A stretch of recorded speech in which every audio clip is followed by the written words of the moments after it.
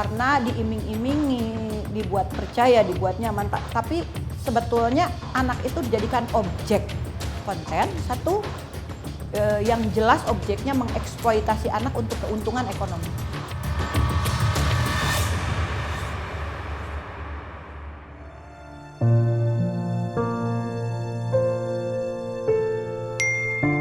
Banyak orang mengira rumah adalah tempat paling aman.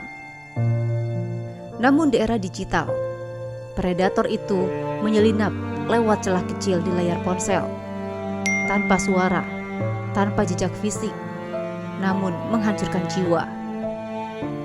Inilah child grooming, sebuah manipulasi halus yang dibungkus perhatian demi memenangkan kepercayaan sebelum akhirnya mematikan nalar dan kendali sang anak. Sebuah kejahatan yang seringkali baru disadari saat segalanya sudah terlambat.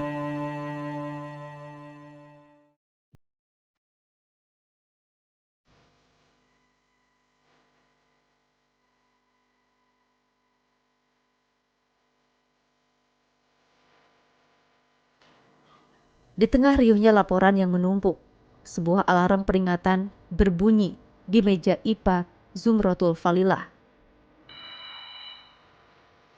Bukan tentang pencurian atau kekerasan fisik biasa, melainkan tentang predator yang bersembunyi di balik topeng sensasi dan konten kreatif.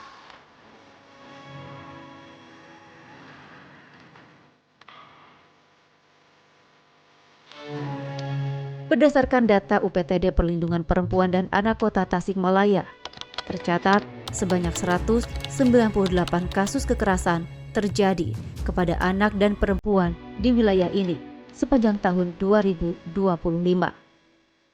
Jumlah ini meningkat dari tahun sebelumnya yang hanya berjumlah 164 kasus dalam setahun.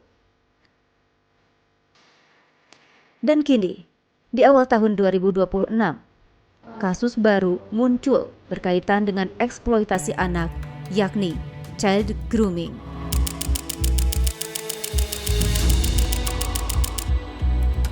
Istilah ini menjadi sorotan publik setelah 3 orang korban melaporkan dugaan eksploitasi anak yang dilakukan seorang konten kreator asal Tasikmalaya berinisial SL. Bermula dari konten yang dibuat SL di media sosial yang isinya mengajak pelajar perempuan menjadi pacar sewaan. Atas dasar apa teteh mengontak beliau? SL menawarkan imbalan uang dengan kisaran 50 hingga 100 ribu rupiah kepada korban sebelum membuat konten agar korban bersedia berperan sebagai pacar sewaan selama 1 jam. Lalu ketika terjadi hal yang tidak diinginkan itu pertemuan keberapa teteh dengan SL? Kedua. Itu pertemuan dalam rangka apa? Ngajakin nonton. Puluhan korban bermunculan melaporkan dugaan pelecehan ke Instagram Tasik Undercover. Aku jadi ke toilet sama teman, nah, terus pas balik lagi si Sil kan gak ikut ya, jadi di posisi duduk di sana. Terus teman aku masuk, aku juga ikut masuk. Nah aku juga sama di posisi itu teh, dipegang pas mau lewat, dipegang juga Pak aku. Jadi pas dia duduk, kamu lewat itu dia ingat gitu. Seperti apa? Dia teh mulai pegang tangan, mulai berat gitu, terus kayak ngerangkul tapi maksa. Tapi dengan tenaga. Gitu. Aku teh gak diem, sama aku tadi diginiin, terus aku langsung pulang, soalnya takut.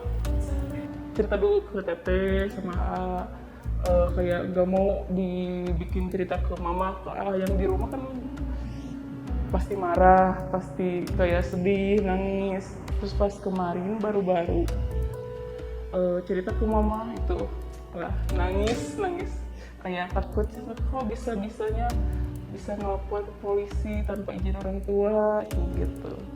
Pasti ada takut, cuman kayak kenapa nggak bilang dari awal gitu. Kalau misalnya sedih, emosi, bener-bener emosi banget. Terus tuh kayak takut karena itu posisinya sama teman, terus takut juga diceritain ke orang lain. Terus kan ada fotonya di HP dia, pakai HP dia juga foto-fotonya, takut disebarin sama teman, tapi dia juga ngerasa yang sama gitu.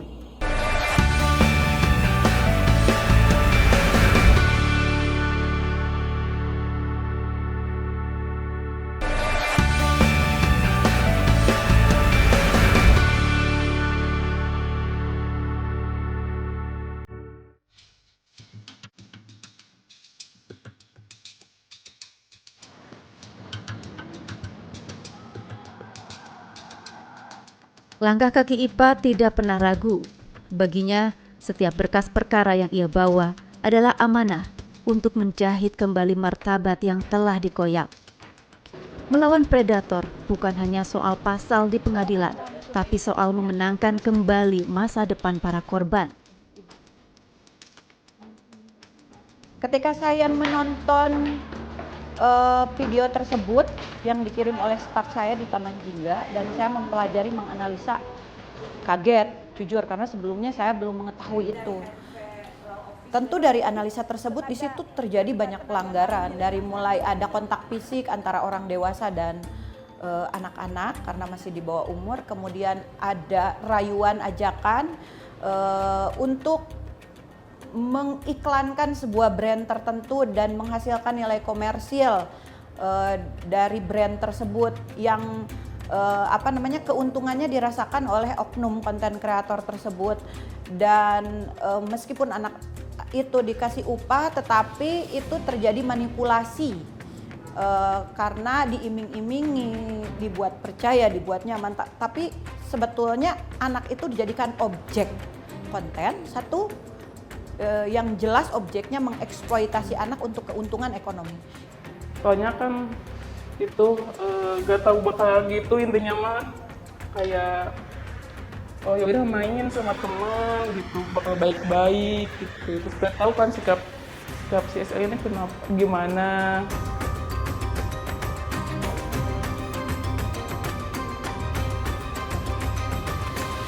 Satu, berani lapor. Tentunya nanti atas kemarin izin ke Polres juga ke Kejaksaan itu dalam rangka menuntaskan pendampingan hukum untuk berkoordinasi dengan pihak-pihak yang terkait. Ketika di kepolisian memang sudah ditetapkan sebagai tersangka karena kami sebelumnya sudah melaporkan LV, walaupun belum semua korban, baru terwakili oleh beberapa korban yang lapor dan juga yang di BAP sebagai saksi. Kemudian setelah ditetapkan sebagai tersangka, kami ingin maksimal memastikan tersangka ini nanti dituntut pidana secara maksimal sesuai undang-undang yang berlaku, sehingga kami perlu bertemu dengan Kepala Kejaksaan dan juga JPU yang nanti akan menuntut di pengadilan supaya pasal yang dituduhkan dan juga tuntutannya maksimal dan tidak ada celah bagi pelaku untuk mendapatkan hukuman yang ringan.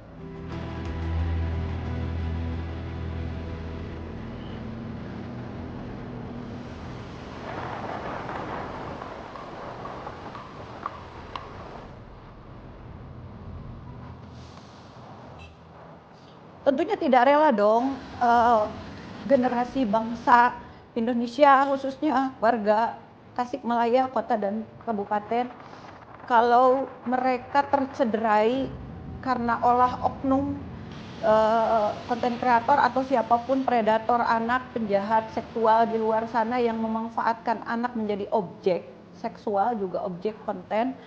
Karena kedepannya masa depan mereka masih panjang dan mereka adalah generasi penerus kita yang akan melanjutkan tonggak kepemimpinan, juga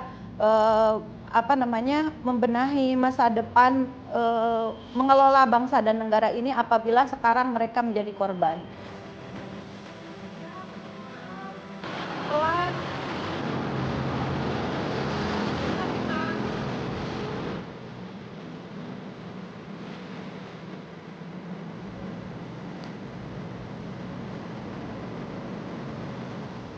Pas terakhir ngajakin buat gak tau kemana sih, cuman dia ayo ikut gitu. Terus pas udah pulang nonton juga pernah sempat bilang kalau diajak main jangan susah ya, cina gitu. Terus kamu sempat ada godaan-godaan gitu.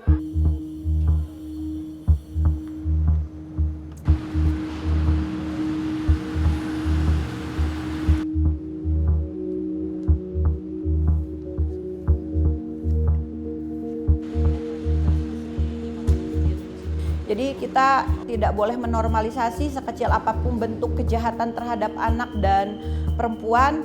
Tentunya saya juga sebagai seorang ibu ada kekhawatiran juga dengan anak saya sendiri, juga anak-anak lain di luar sana yang mudah sekali ternyata diiming-imingi, dirayu, dimanipulasi untuk kepentingan orang dewasa. Sebetulnya kepentingan secara ekonomi yaitu eksploitasi dan juga kepentingan seksual karena mereka predator. Yang terakhir nonton, awalnya kayak aku tuh kayak gak mau. Ayo nonton seperti gitu. Gak mau awalnya mah aku sempat nanya gak mau tuh kayak pokoknya gak punya uang. Nanti kan ada AA, jangan dipakai uang AA gitu. Nanti ada tiket juga.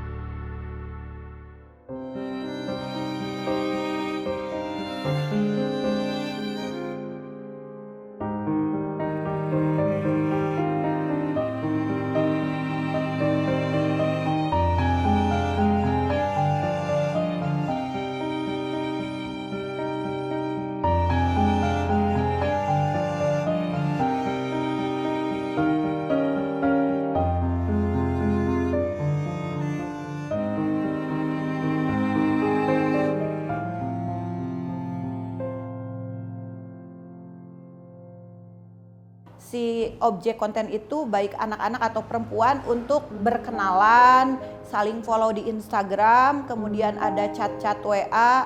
Selanjutnya ada pertemuan, entah itu ngape lah, nonton lah di bioskop atau pergi bermain, berlibur ke Gunung Galunggung apa kemana. Jadi pertemuan kedua ketiga terjadilah pelecehan seksual terhadap anak-anak yang awalnya hanya diajak ngonten. Jadi memang modus terselubung. Support, pastinya pengen didukung juga.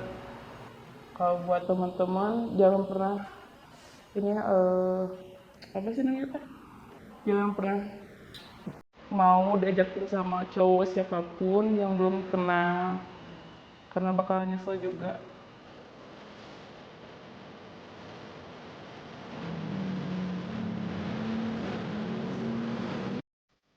Di Taman Jingga, pemulihan adalah perjalanan yang harus dilalui, bukan sekadar kantor atau lembaga sosial.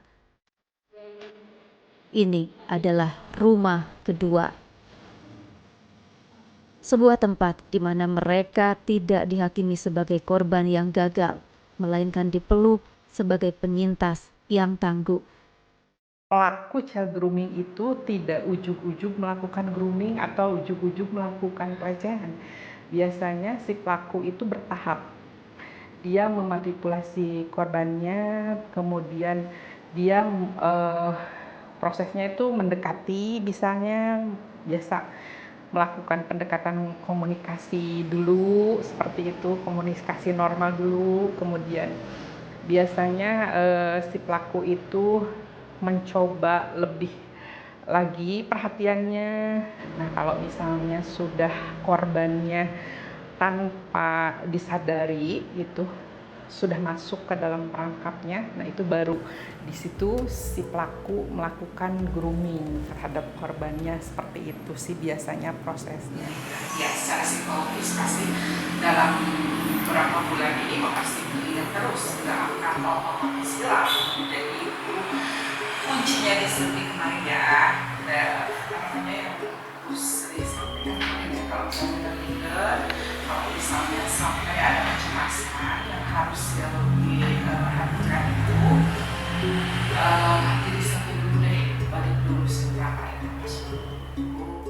Yang paling umum jelas traumatis ya, gitu, trauma yang dirasakan oleh korban, merasa dirinya nggak bernilai gitu, karena kan mungkin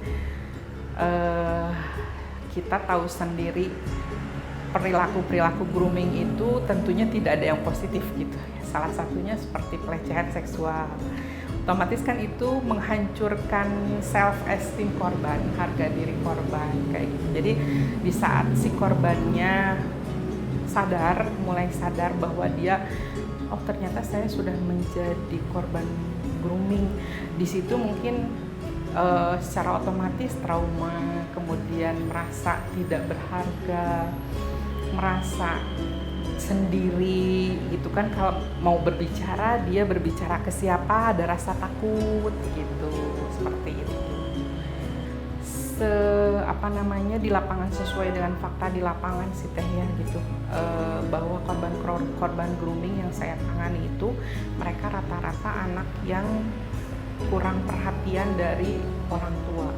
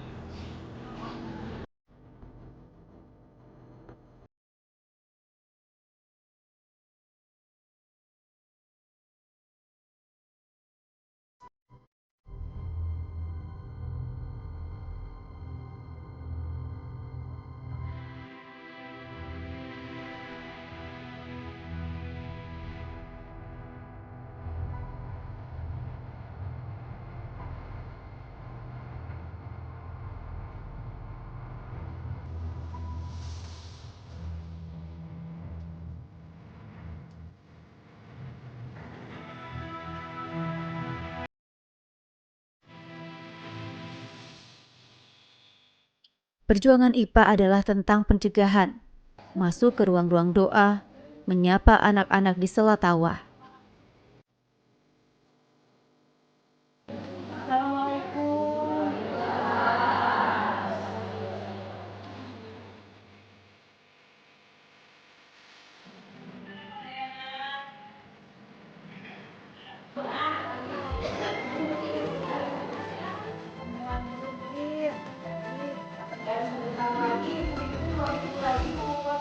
Disetubuhi oleh ayah kandung berturut-turut dari kelas 4 SD sampai dengan kelas 1 SMP. Alhamdulillah sudah saya dan Pak Cecep bantu untuk recovery, satu melaporkan pelakunya ayah kandungnya ke kepolisian dan sudah dilakukan penahanan untuk meyakinkan korban itu sendiri dan keluarga, karena rata-rata korban yang mengadu ke Taman Jingga itu mereka korban di masa lalu yang sudah kadaluarsa secara waktu gitu ya. Jadi kejadian 2 tahun 3 tahun lalu untuk kasus pencabulannya, apalagi sampai persetubuhan, dan mereka memendam selama itu, tidak ada ruang berbagi cerita hingga akhirnya berani bercerita dan mengadu ke Taman Jingga. Dan tantangan terberatnya ketika keluarga belum tahu, kami harus memberitahu, sementara di masyarakat kita kejadian seperti ini sangatlah tabu dan tentu akan mengagetkan, dianggap aib padahal posisinya korban. Dan kami meyakinkan untuk konseling juga tidak mudah, apalagi untuk melapor kepada pihak berwajib. Padahal sebagai warga negara tentunya untuk memberikan efek jera kepada pelaku ini harus lapor secara resmi.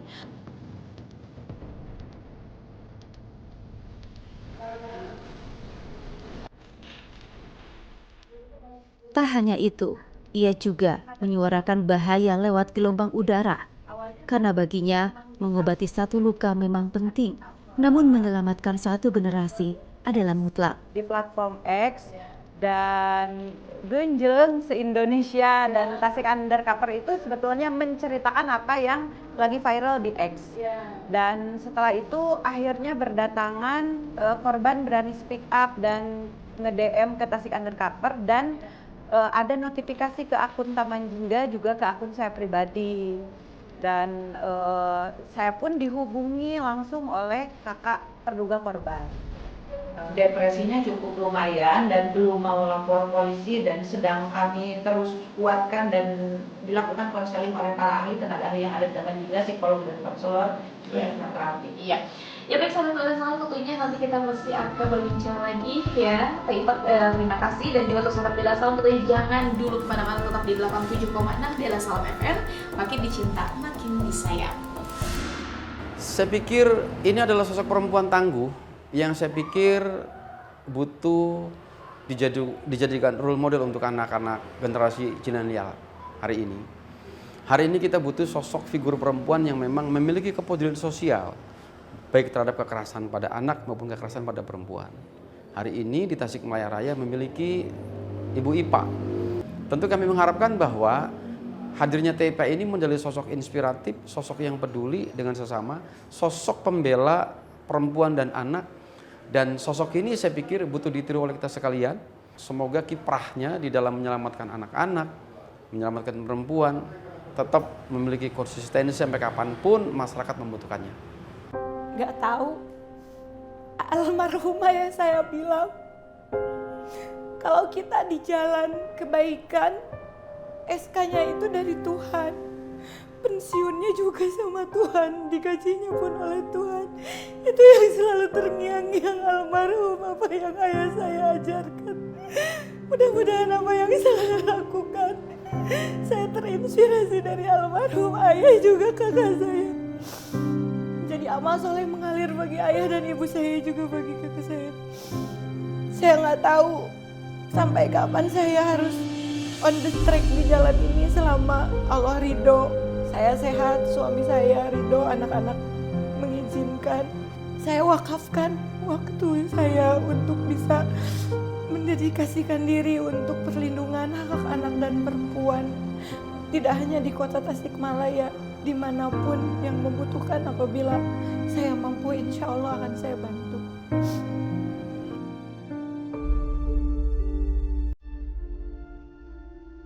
Perjuangan IPA Zumratul Falilah bukan sekadar angka-angka di atas kertas laporan.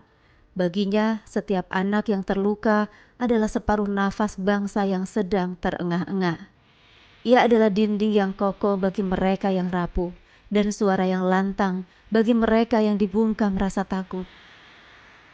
Di tangan IPA, advokasi bukan lagi soal memenangkan pasal, melainkan memenangkan kembali senyum yang sempat dicuri. Sesuai namanya, Taman Jingga bukan sekadar tempat bernaung. Ia adalah simbol bahwa meskipun matahari hampir tenggelam dan kegelapan mulai mengintai, cahaya jingga akan selalu ada, memberi hangat, memberi harapan, dan memastikan bahwa tak ada satupun anak yang harus berjalan sendirian di bawah bayang-bayang predator.